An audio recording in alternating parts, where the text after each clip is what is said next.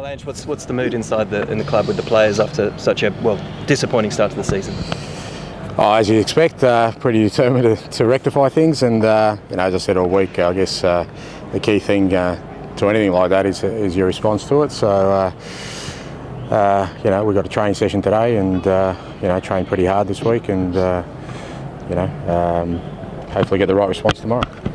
Have you been a bit taken aback by the start of the season, or did you sort of expect some sort of teething problems? No, I didn't expect what we've got. No, you don't go in any season expecting to start poorly.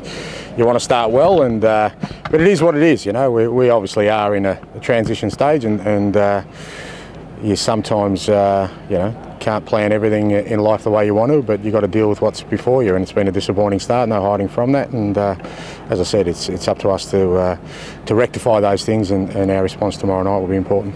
Most people know it's going to take time for people to learn a new game plan and how you want to play. How confident are you still in the personnel that you've got? I'm here, and I'm not going anywhere, and I'm not changing, and we'll get it right, and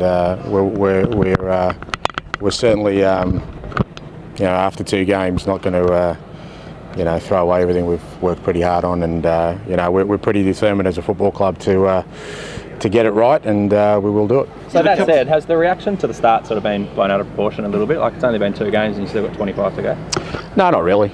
That's the club we are, and I guess when you're a big club, and look, there's no hiding from it, particularly last week, that result and the performance wasn't acceptable under any sort of circumstances. So, we've got to cop that, and we've got to be prepared to cop it, and people are rightly questioning everything, and I guess as I said, it's up to us to rectify that on the football pitch during a game of football where it all gets decided. And so you're saying that then, being Victory and being the club that you are, that the expectation and the external pressure is greater. Is that something that you and the players accept, or?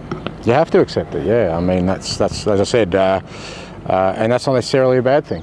It depends what your ambition in life is, but certainly from my point of view, I came to this football club knowing it's the biggest club in the land, and it demands success, and it kind of fits in with my philosophy in life as well. So that's part of the process, but you've got to understand that there's a flip side of that when things don't go well, and it's up to each individual and us, more importantly as a collective, to work through that.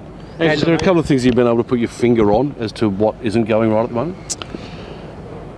Oh no, look, there's a number of things that we're struggling with, and look, it hasn't been, as I said, whenever there's change and transformation, the circumstances we've been dealt with the first couple of weeks haven't helped us, and in terms of having to change personnel unnecessarily. So, we haven't had a chance to really settle at the moment, and that hasn't helped the whole transformation process. But again, it is what it is. We have to deal with that, and I think now we're pretty much clear of international commitments for a while, both for Australia and even with young Marco at New Zealand, and we can settle now on working on a set formation leading into the games. Ange, I know you haven't had training yet, but you spoke of the internationals just then. Are you pretty confident they'll pull up all right to start the game?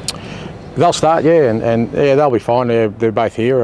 They got in not long ago, an hour or so ago, but they fly at the right end of the plane, mate. So I assume they got pampered up there. And look, and to be fair to both of them, and Marco Rojas, right from the outset, they've put their hand up. There's no, and they're not making an excuse. They want to play. They understand the position the club's in, and when you're in this sort of position, it's all hands on deck, and they're very keen to get out there tomorrow night and help rectify our start to the season. Are you surprised by what Archie's sort of been able to do, reinvigorate himself at an international level? Is there sort of a sense about Archie that, despite the fact he's well into his 30s now, that he still has a fantastic potential in him?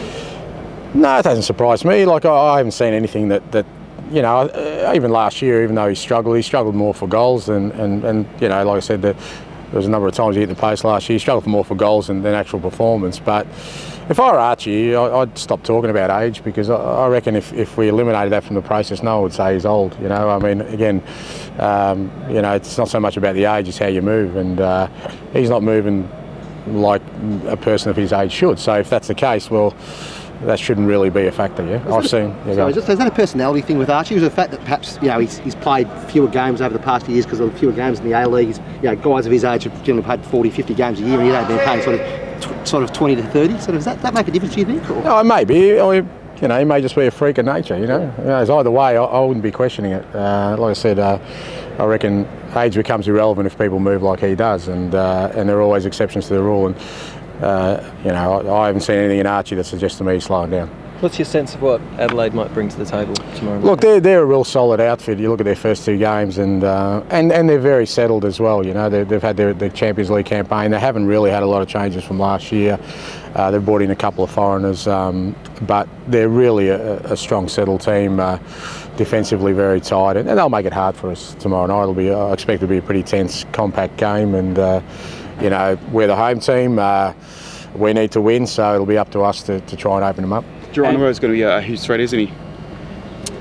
Yeah, although you know, I think their success has been built on a collective unit. You know, they haven't really conceded any goals and look pretty, you know, pretty stable at the back.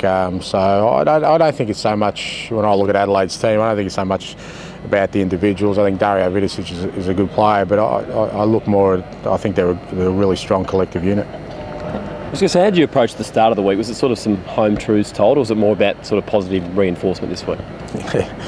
Yeah, I'm not a sharing the love kind of guy when things aren't going well. I think there's no, you can't kid yourself. It's, you know, when you watch the video of the game and you understand the ramifications of it, you just got to be honest. And there's nothing wrong with that. You know, we weren't up to standard, and if I had to come in and you know, sprinkle some hugs around the place, I think the players would probably be questioning what I'm doing. So, you know, we're in sport, and in sport there's a scoreboard and there's a ladder that measures everything we do, and right now that's suggesting that we aren't up to standard, and that's the honesty of it.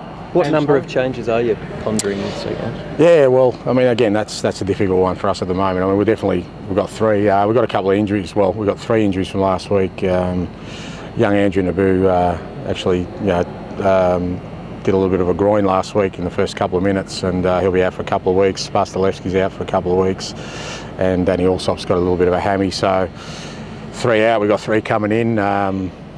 Maybe 1 or 2 more. We'll have a look at it today at training, see how everyone pulls up. What about in goals? You want to keep your faith in Lawrence? We'll have a look at it today. They're both, they're both up selection. Like I said, both of them have been pretty close, and we'll see how they go at training today and make a decision.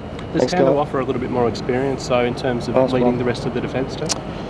Yeah, maybe. You know, I think even with Tando, look, he missed a whole year of football last year, and any player who misses 12 months of football, regardless of sport, takes a while to get back in the swing of things. And you know, I wasn't picking Lawrence because of any other reason than at the time, in training terms, Lawrence was a bit ahead of him. So, but he's slowly getting back to where we want him to be, Tando, and you know, he's up there, you know, putting his hand up for selection. So we'll see how it goes.